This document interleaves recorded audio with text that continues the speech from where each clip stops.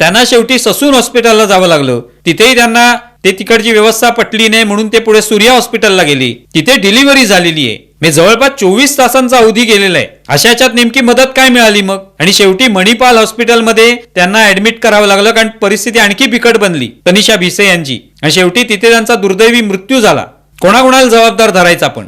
मी इतकी मृत्यूनंतर सुद्धा तनिषा भिसे यांची ही जी काही ससे उलपट आपण करतो आहोत ते करू नये असं वाटतं, पण पर्याय नाहीये त्याला. डॉक्टरांना जबाबदार धरायचं, त्याने राजीनामा द्यायला सांगायचा. आमदारांनी स्वतः काय केलं, कोणत्या प्रकारची मदत केली, हा सुद्धा प्रश्न उपस्थित होणार की नाही? आणि सत्ता असताना, भाजपाचाच मुख्यमंत्री असताना आणि तो सुद्धा अत्यंत सक्षम संवेदनशील मुख्यमंत्री असताना का मदत होऊ शकली नाही? त्यांच्या संपर्कात नव्हते का आमदार? दीनानाथ मंगेशकर रुग्णालयातच उपचार झाले असते. आज कदाचित तनिषा भिसे या जिवंतही असत्या, पण दुर्दैवाने ते झालेलं नाही.